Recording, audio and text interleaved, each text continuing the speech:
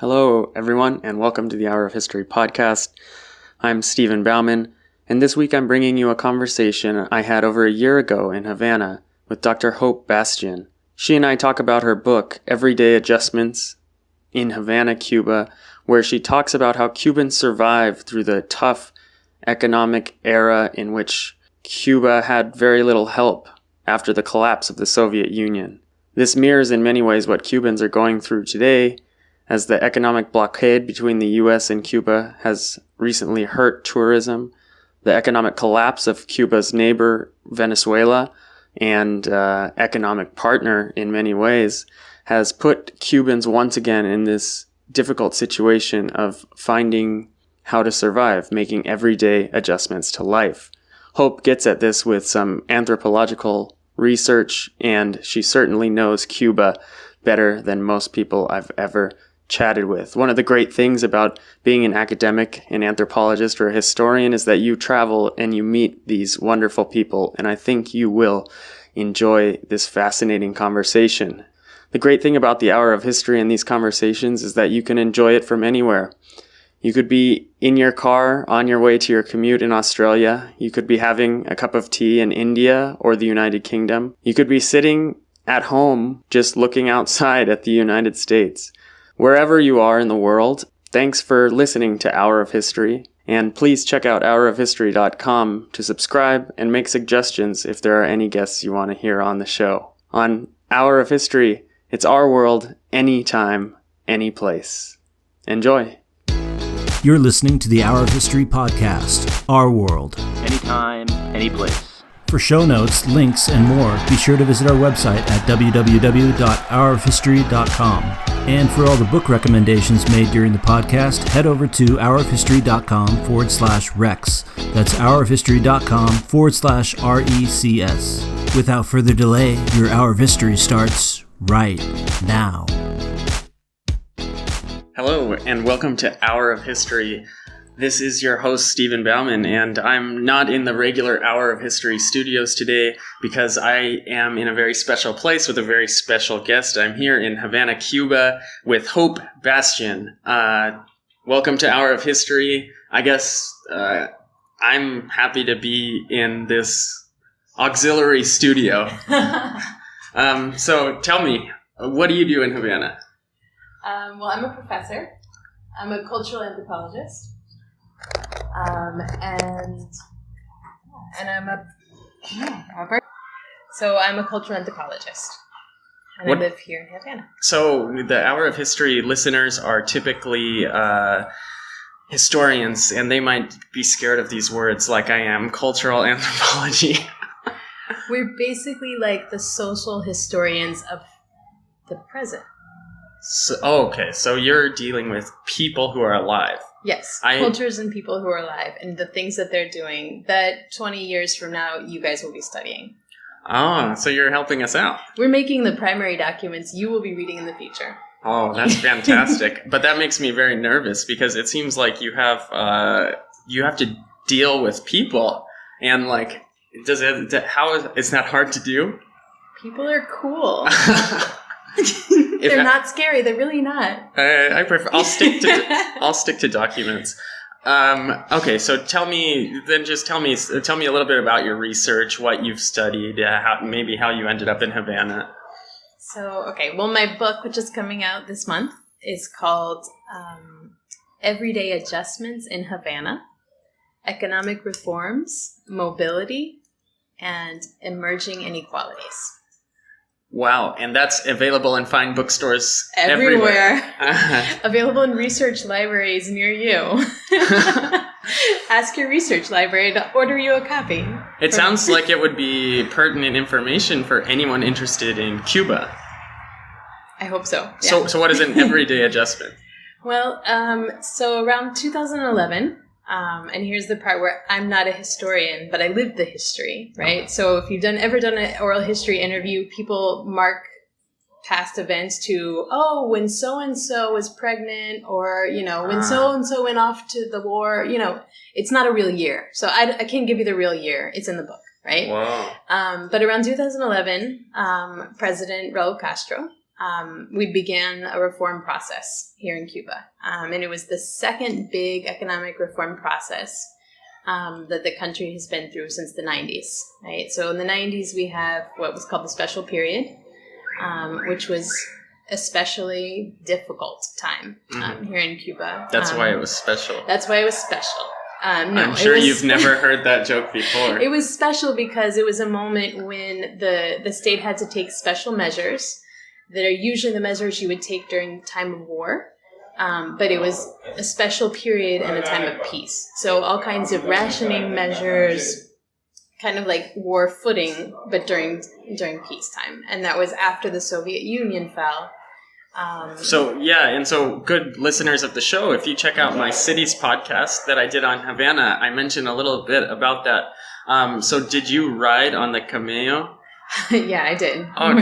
More times than I wish. But tell me about that. What was that like? This was a special period measure, and kind of a lot of the story of Cuba is what can you do with the little you have, right? So in the middle of, it was a crisis. If you come to Cuba today, what you see is not the Cuba of the 1970s, 80s, right? Before the Soviet Union fell, Havana was a completely different city, right? And it's as if in the United States tomorrow, there was no gasoline. Well, imagine what would happen to your everyday life. I can't. People freak out if the subway's a minute late. Exactly, right? So no gasoline, and then everything just kind of goes downhill from there, right? So no gasoline means no power plants. No power plants means no electricity. No electricity means no air conditioning. It also means no fans in Havana in August. Without fans or air conditioning. That does not sound fun. No. So everything changed overnight, right? But I took us a bit afield, but this is not the everyday adjustment. That's like a momentous adjustment. Right. You work with everyday adjustment. Right, exactly. So there's these big things that happen, right? Huge changes. Soviet Union falls. Overnight, Cuba loses almost all of its imports, everything.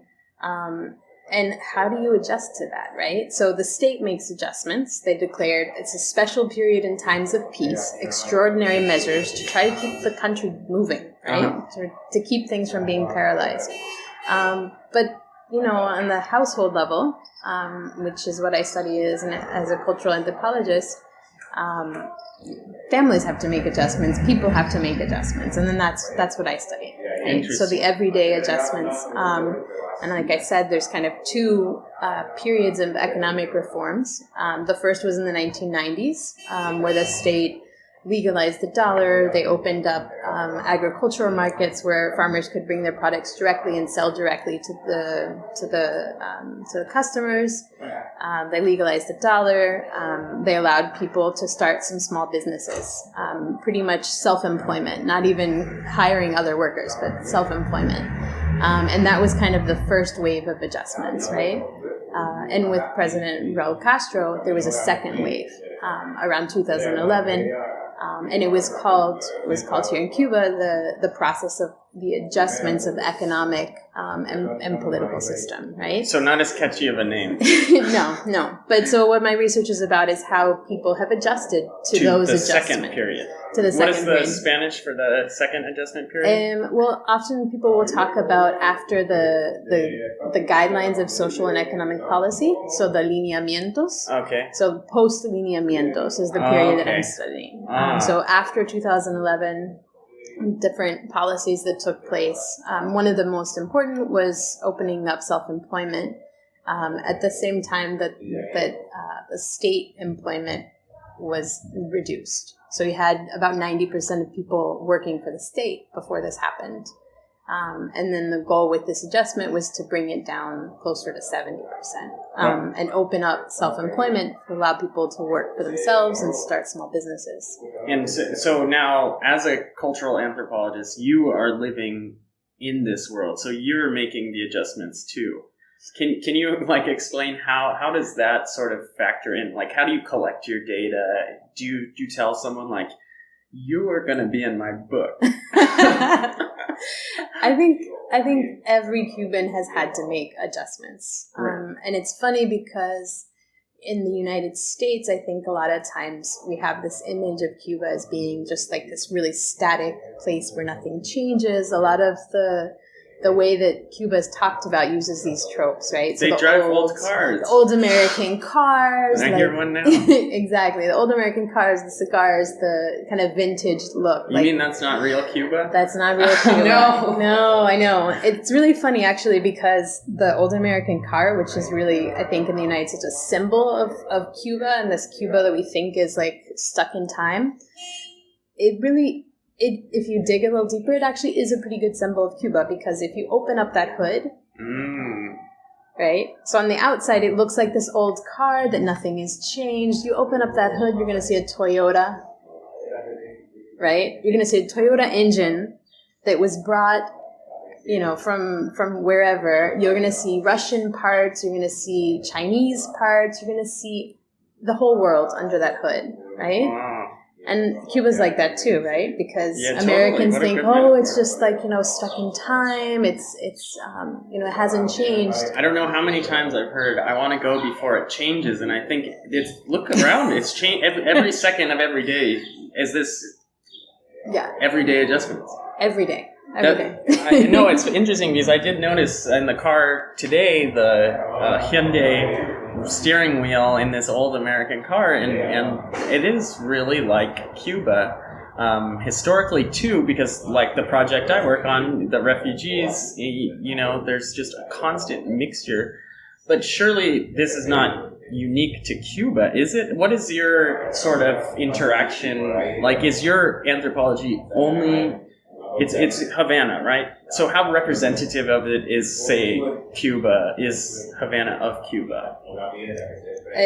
Havana is Havana. Yeah. And Cuba is Cuba. And Havana is a part of Cuba, but I'm very clear, and that's why Havana is in the title. Everyday adjustments in Havana, right? Yeah. Because Havana is very different from the rest of the country. And unfortunately, a lot of the scholarship that gets produced about Cuba gets produced in Havana or by people from Havana, but it gets the title Cuba, right? People say, what's that like in Cuba? And the answer is a study about Havana, right? Right.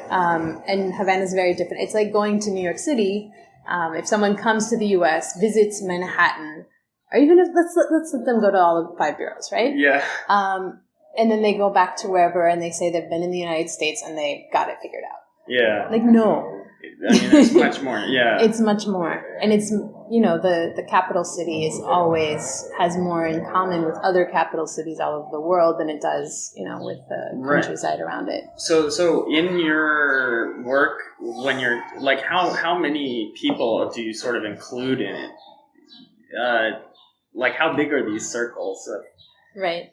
Well, I mean, my research as a cultural anthropologist, one of the most important tools that we have is participant observation, right? Which is being there, right? Being there, observing, talking to people, putting yourselves in the other shoes, right? Yeah. So just what you historians are trying to imagine when you're... Yeah, we're like so far removed, it seems. Yeah, so that's our main, that's our main methodology as anthropologists and as ethnographers. But then we also do, we do interviews, we do. So this book takes place in 2011 afterwards, but you did this. So then people just. Listen. Oh, in 2011. So you got here, and this is where your book takes place. But surely you had to establish these relationships before. So can you tell me a little bit about your history with Cuba? Like, what is your relationship to this? I mean, or should I say with Havana? Yeah, with Havana, actually. I wish I knew as much about the rest of the country as I've been able to learn about Havana. So I was able to spend a semester here as a student when I was in the university studying abroad. And that was the first kind of long semester that I was able to spend here. How cool. So you got a study abroad in Havana in the 90s. No, I'm not that old. 2002. Oh, because you talked about the special period like it was... No, Was it still going on in 2002? So you see the trail end of the special period then? Yeah. Okay. No, that was not a comment on the age. No. Let the record show. I love radio. Yeah. No, it's an interesting question because the question of has the special period ended or not is something that's definitely very much up to debate because economically, has the country recovered to the point that it was at in the 1980s? No, right? So we could... But things have changed a lot. And we're definitely, as a country, not in the same place we were. So how did you score the study abroad? Was this part of Latin American studies or... This was, so in 2002, this was a period of kind of coming together, normalization, before President Bush. And at that time, there was a mini boom of study abroad programs coming to Havana. And then with Bush, George W. Bush, he really shut down those opportunities. Right. And it wasn't until Obama that those kind of opportunities really opened up again. So you were at the University of Havana, or okay, cool. Yep, I spent a semester at the University of Havana. And then you were like, this place is pretty cool. I need to study this place. It's pretty much the way it is. And how long was it? How long you spoke Spanish when you came, or how? I studied Spanish when I was in college. One of my majors was sociology, anthropology, and the other was Spanish. So I came to Cuba with a little bit of Spanish under my belt, and learned much more here in Havana. And then you went back, and when did you get to come back to Cuba? Yeah, when I graduated from undergraduate, I came back to Cuba and started working, and worked with a couple different projects over the years.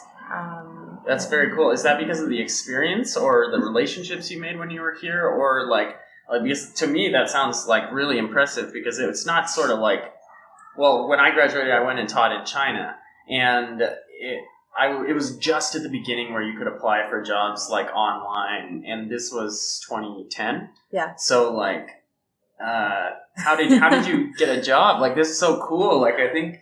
Yeah. Well, I worked with an NGO from the U.S. that's called Witness for Peace.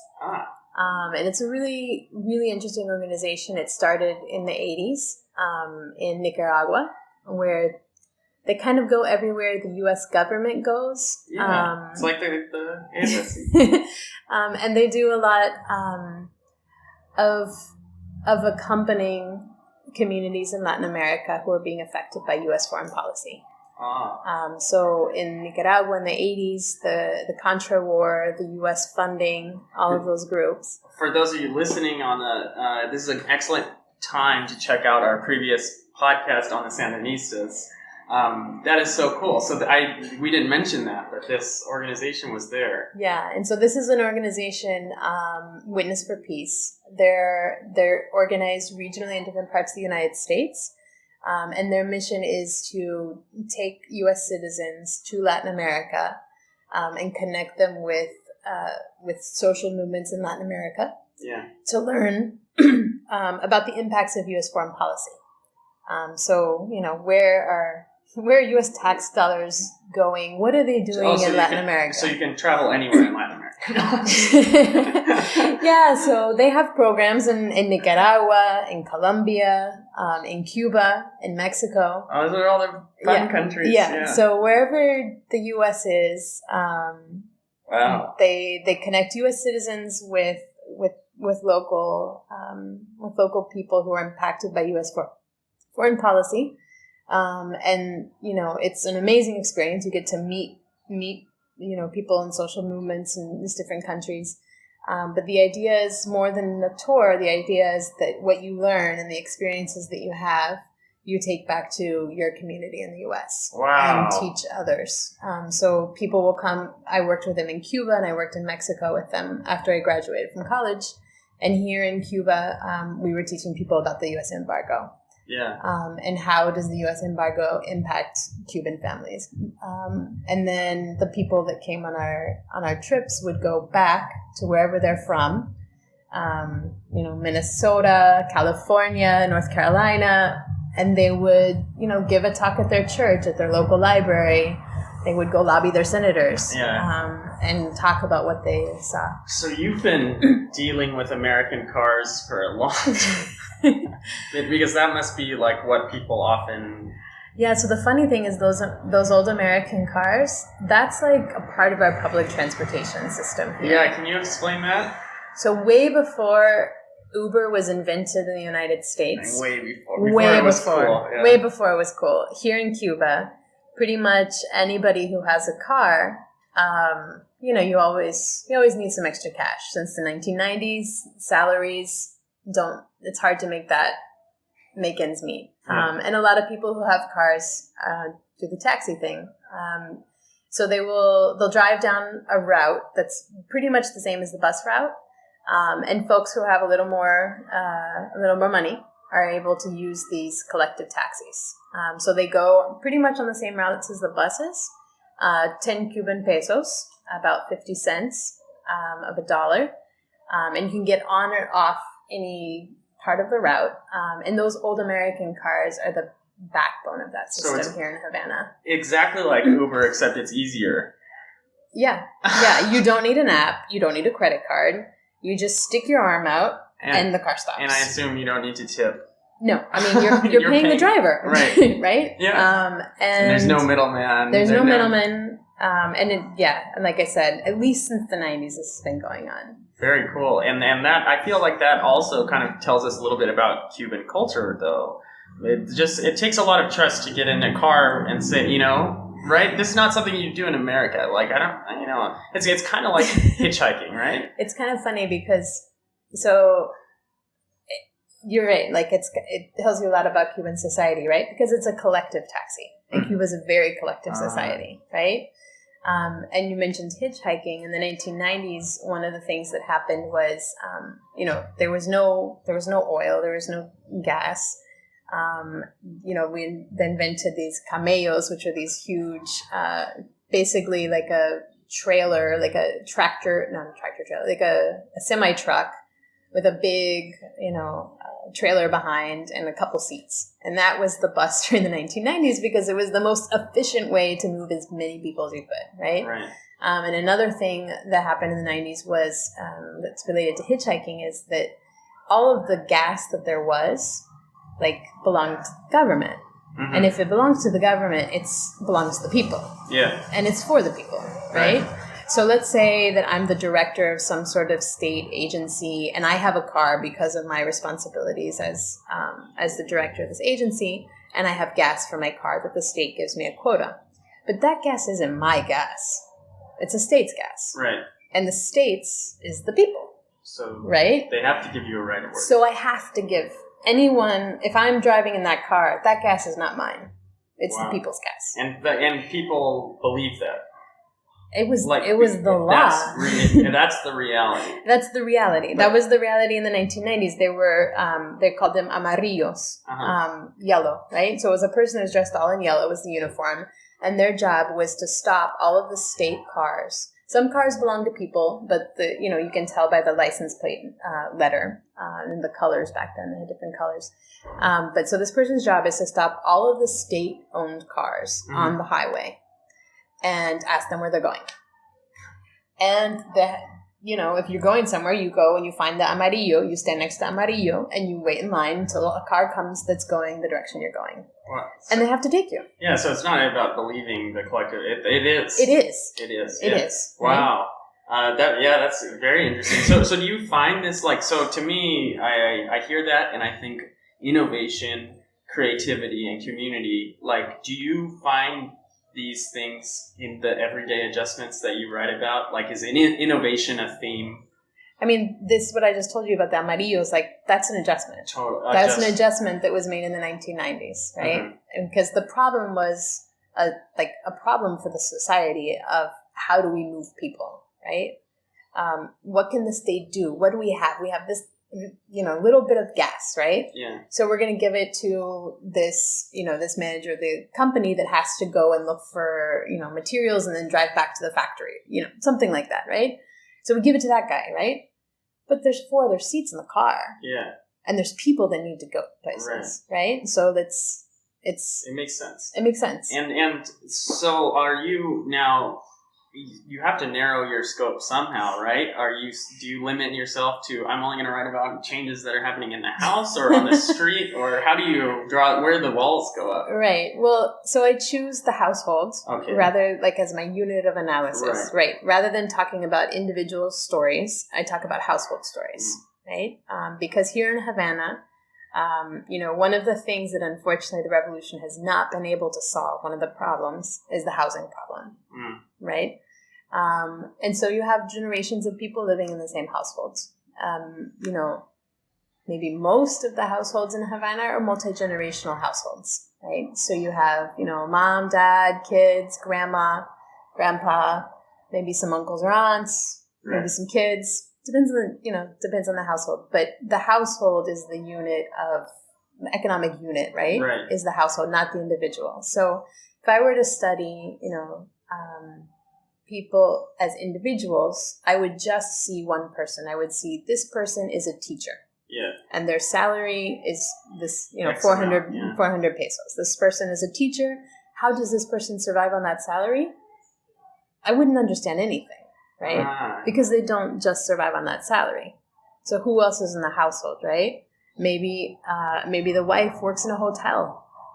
Maybe the father-in-law works with an international company. Mm-hmm. Maybe the son lives abroad and sends remittances, right? So you really have to look at the households. So one book that I have my students read, it's Slavinka Draculich's Cafe Europa, where she's a journalist who writes after the fall of Yugoslavia, basically, a Croatian journalist. And one thing she highlights frequently is the I versus we mentality of the socialist societies in Eastern Europe, and this transition from the fall of the Soviet Union to present day. That's been like one of the biggest issues, because in the West it's like super individualistic society, selfies everywhere. But how does that fit into like the sort of collective mindset? Do you still find individualism in your households? And where do I find it? Where do I see the individuals? Well, so in the book there's 2 specific policies that I look at. Right, that changed as a part of these adjustments to the economic and political system, and one of those adjustments are kind of this coupling of layoffs, state layoffs, right? So people who worked for the state, and one of the things that was talked about that needed to be done to try to bring the country into some sort of economic equilibrium and for the revolution in the country to continue to survive, was to cut down the state payrolls, right? And they did this at the same time that they allowed people to take out licenses to start small businesses or to become self-employed, right? And that has been a huge adjustment for a lot of people, right? And generationally, right? So this revolution happened not because of one person, right? In the United States, I think there's a lot of focus on Fidel. Right. In the U.S., they call him Castro. Wait, there's other people in Cuba? No. But yeah. So in the U.S., they call him Castro, but here in Cuba, people call him Fidel. They're on a first name basis with him. Right, and that's how So Fidel didn't do it alone. Right. It was a popular movement. Yeah. And there's so many people who have stories of how this revolution was made. Right? Yeah. It wasn't just one guy. It was a popular movement, right?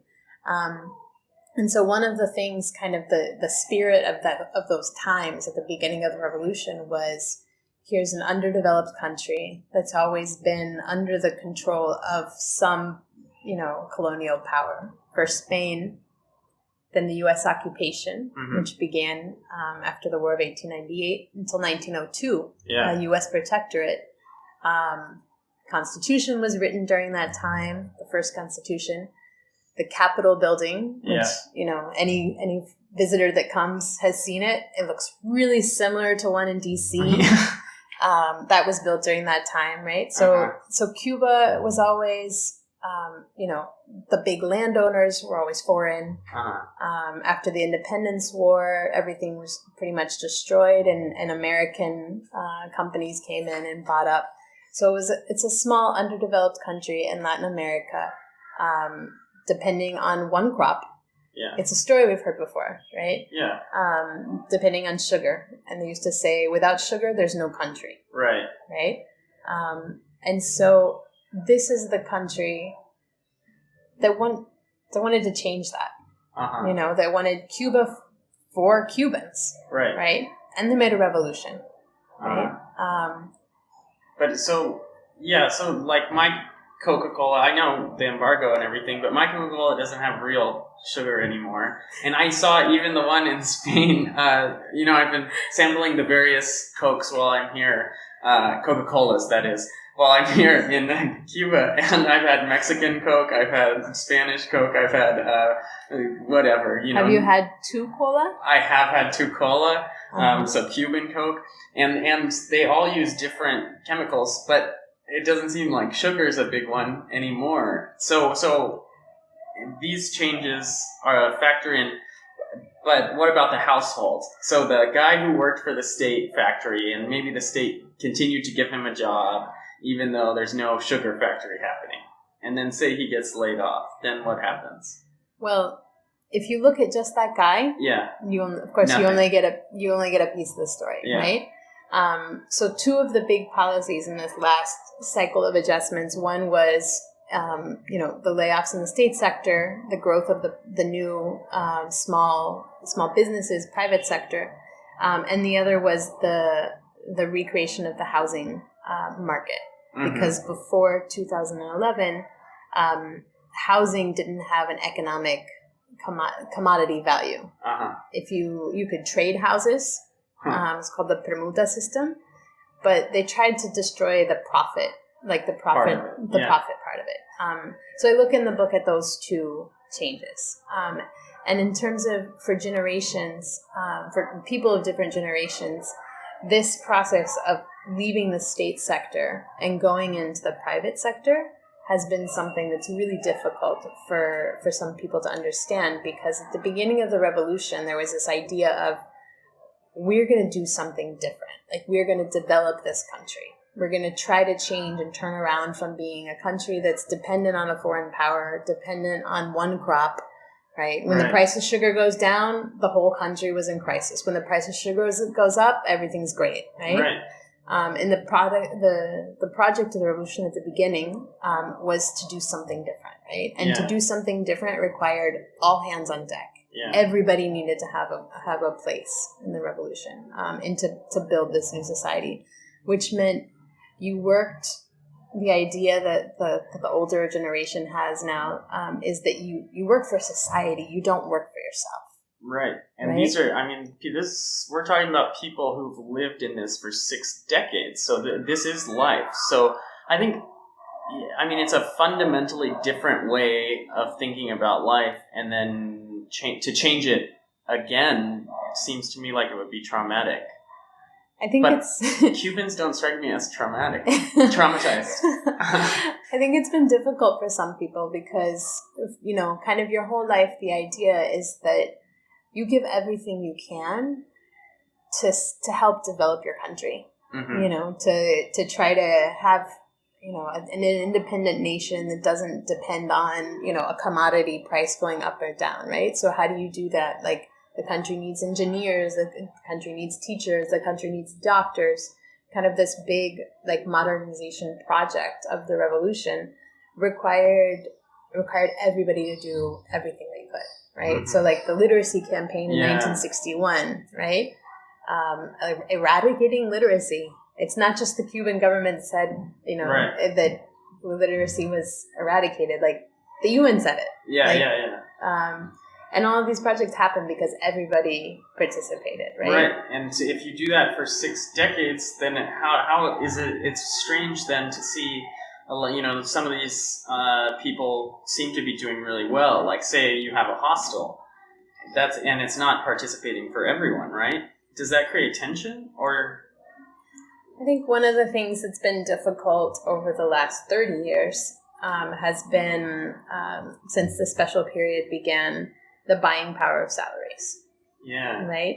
And it contributes to a situation which people here call the inverted pyramid. Inverted pyramid. So the people who, often the people who have the highest level of education, who work in technical or professional fields, they work usually in the state sector, right? Many of these state sector jobs are the jobs that need the most education, the most training, doctors, university professors, engineers. These are all jobs that can really only be done in the state sector. Yeah. And the salaries in the state sector are the same salaries that they were before the special period. They're in Cuban pesos. There have been slight adjustments, but since the crisis, they haven't kept up with the changes in the cost of living. So most of those folks either have to find, a side job driving these máquinas, the taxi, collective taxis, or somebody in their social network has to have access to some other source of capital. So that's why the household unit is so important. So exactly. So you could, if you have 3 children, one could perhaps be a doctor or lawyer, and then as long as one's driving a máquina, you're all right. And unfortunately, one of the things that happens as a result of that is, families have to have some sort of access to hard currency, right? And that could come from, if your family has a car, being able to drive the car as a taxi in your off hours. If you have a good house, you can rent out a room to tourists, and then you can make a steady income in hard currency. Wow. As well. Yeah, so that would be a challenge for anyone. I'm thinking of parallels here, like it's sort of similar to. And this, you probably hate when people do this. You're extrapolating, in something that you clearly have said is Havana. But I hear a lot of similarities with the sort of situation that teachers face in the United States, and sort of like whether it's state or private schools in the U.S. And you have these situations where cities like Manhattan are just exploding in wealth, but a teacher can't necessarily live in Manhattan, so they live in the Bronx, and they live in Brooklyn, and then they commute in, and then the trains aren't very good, but the people at the top aren't so worried about that. And as a result, what happens is, teachers have to, you can't be a single teacher, right? You have to be with someone else. You need a dual income. So in a weird sort of way, I see a lot of similarities with what's happening, albeit at a different scale, but there isn't a sort of inverted pyramid in the United States, or at least in economic imbalance where it's you have to have 2 incomes. You have to pool your income. I think in a lot of ways, of course, the contexts are very different, and here in Cuba, there's a lot more going on behind the scenes. But I think that things like education, unfortunately, that are not productive, they're seen as not being productive, which of course we know, everyone who produces anything went to school at some point. And had a teacher that they learned to them. Read. Yeah. They learned to read, and that's the production that teacher is making. But that doesn't, those points don't go back to. But yeah, so I think that the household is really important for understanding kind of the economic realities of Cuba today. And for people of different generations, it's been really hard to think about leaving the state sector and going into business for themselves. Yeah. Because for so long, someone who was working for themselves was seen as kind of like antisocial, right? So if there's this big social project that everyone's participating in, and it's about national sovereignty, and it's about freedom, and it's about being free from foreign domination, right? Yeah. Which are values that I think that probably most Cubans share and hold very deeply. So if the national project is about freedom and is about all of this, but you prefer to work for yourself to make money, it's it's contrary to the just to the project. It's not going with the system. It's almost even against the system. And in that way, it's sort of like reverse. Where in the U.S., if it's like, what's wrong with you? Why do you want to be a teacher? Don't you want to be a banker? Don't you want to go make a lot of money? Like, what's right? So there was a moment in time in which the person in Cuba who wanted to go to business for themselves and to make money, that was their goal, to make money, was seen as like contrary, and that's changing, right? Because now the state can't support the payroll that it had before, and it needs people to go off on their own and to have their own business and to be part of the motor of the economy, right? So do you see necessity as fueling those sort of changes, or is this going to be something that's just a long process of learning? I mean, it's an interesting question, right? So one of the things in the first wave of reforms in the 1990s, the political discourse was very clear that what was happening...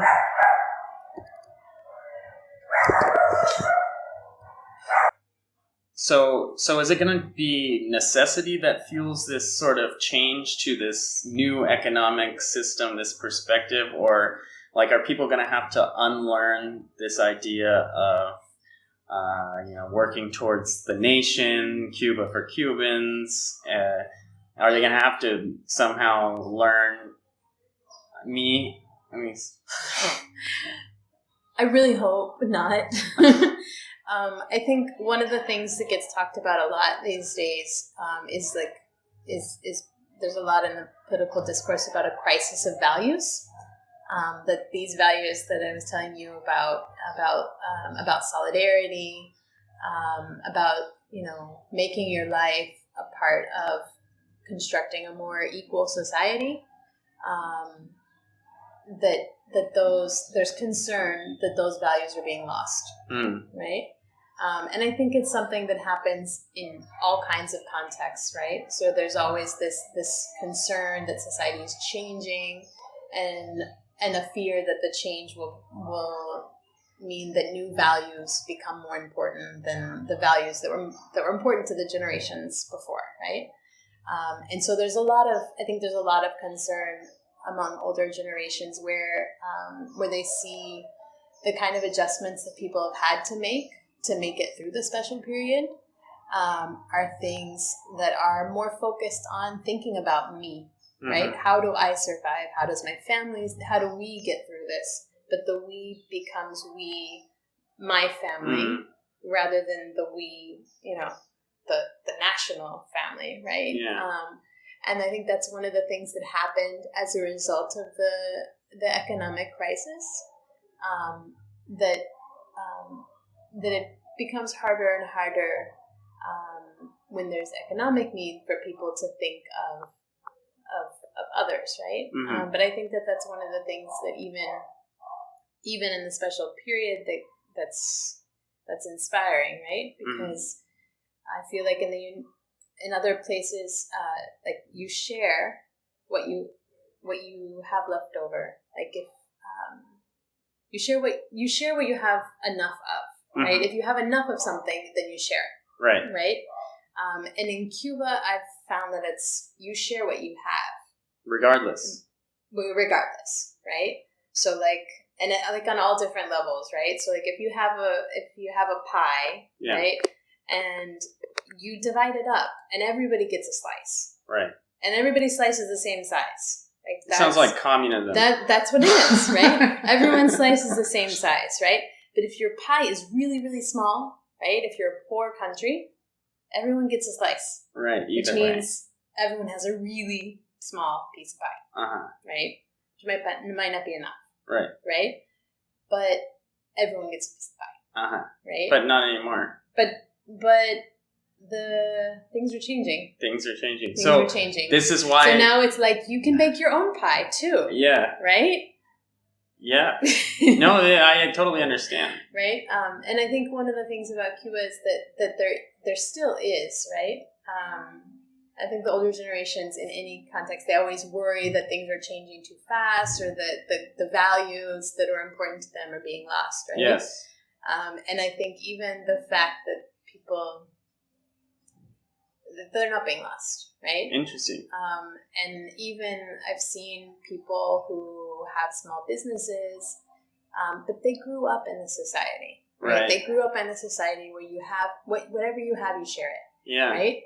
And I've seen friends, I've seen people that I've met through my research who now have small businesses. They've left the state sector. They now have started their small businesses, working for themselves. That they're successful. Yeah. Sometimes they're not, but sometimes they are. Yeah. Right? Yeah. And now they have more than they look around people around them and they see, I have enough. Right? I have enough. I've never heard an American say that. No, I think it's one of the things, like in Cuba, for most people, there's a lot of things that are more important than money. Right? So if you're working hard and you now have made enough money, you take the day off. Let's say you're working as a taxi driver. Yeah. Right?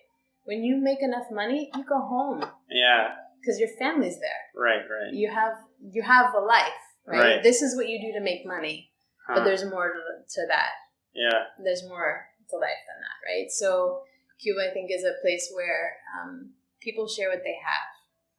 And now there's kind of a small group of people who have been able to have their own businesses, who are making money, and they're looking around and they're saying, how can I share this?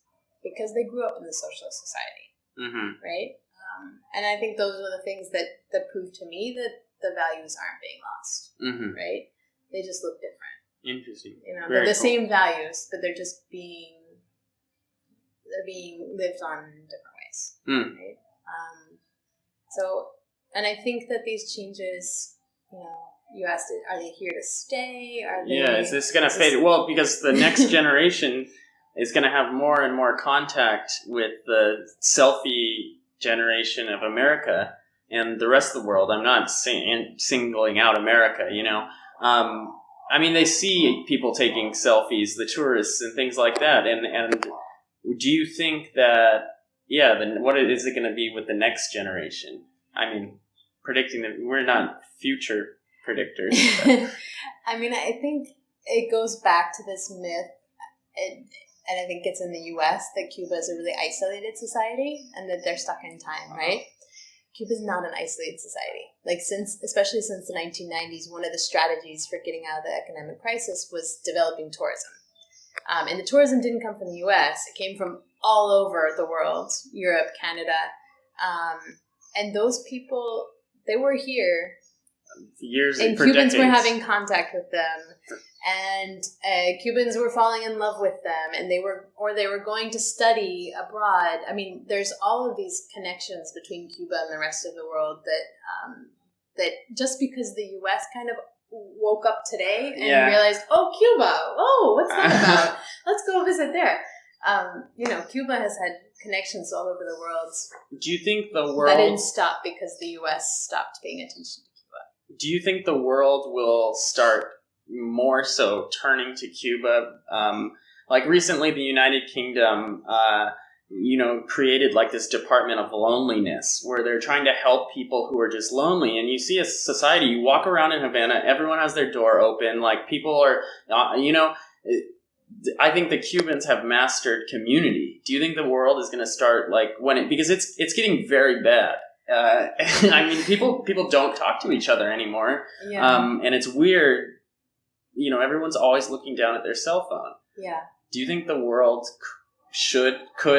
might start reading your book and then take notes about what people talk I mean, this is a foreign thing. That earlier you mentioned about the grandparents. I'd like that because in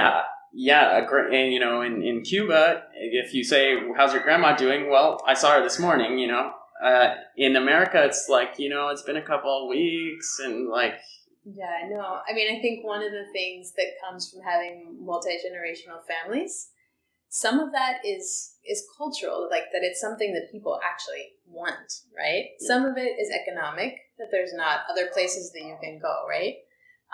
But, your family is not just mom and dad, my brothers and sisters, right? And grandparents have a super important role to play in Cuban families. They're the ones who wake up early in the morning and go get the bread because they're awake at 5 o'clock in the morning anyways, and they go buy the newspaper. They're the ones that, the parents are able to work because somebody goes and picks up the kids from school, right? Mm-hmm. And that's grandma. Right? And takes them home and makes them a snack and helps them with their homework until the parents get home from work, right? Yeah. So, that's very cool. That generation here is really important. And I think in a lot of places in the United States that they don't really have an active role, It's very interesting, yeah. Is there anything else that you want to say on your this is such a unique experience to do an hour of history in Cuba. I mean, it's not every day that we can record here, so I don't know. Cuba's an amazing place, and if the rest of the world is having problems of loneliness, Cuba is the place to cure that problem. It's funny, in Cuba, someone who lives alone, people kind of it's like, oh, that poor guy, he lives alone, because it's assumed that you wouldn't want to be alone, right? Because there's such richness that comes out of relationships. There's even a saying back when sugar was king here that the person who has a friend has a sugar plantation. And because the sugar plantation owners were the richest people around, right? Yeah. And if you have a friend, you have wealth. Right? Wow. That you have the thing that's the most important. Well, that's a wonderful positive message. And remind me of the title again. Everyday Life in Havana. Everyday Adjustments in Havana. Everyday Adjustments in Havana. By HoH Bastian. That's right. Everyday Adjustments in Havana. And go to your local academic library and request it or buy it on any fine retailer online. Thank you for joining us. This recording was done after a full day of research and conversation and translation. So HoH has just run a marathon for us and is still standing and talking. That's when you know someone likes their work, when they're still willing to sit down and talk about it for an hour. So it's been an absolute pleasure. Thank you for being on Hour of History. And I hope we can record again. I hope there's a follow-up episode later on. Wonderful. Yeah. Absolutely. So thank you so much. And Hour of History Studios signing off for the first time in Havana. Our world, any place, any time. Thanks again for listening. Don't forget to check out our recommendations page at hourofhistory.com/recs. That's hourofhistory.com/RECS. There you'll find links to the books mentioned during the podcast, and if you choose to purchase one, you'll be supporting the podcast in the process. And if you still haven't gotten your fill of the Hour of History, make sure you head over to the Hour of History blog, found at hourofhistory.com/blog, with articles being released fairly often on topics relating to those covered in the podcast as well as others. With that, we conclude this episode and hope to have you back for the next one. Take care, and again, thanks for listening to the Hour of History podcast.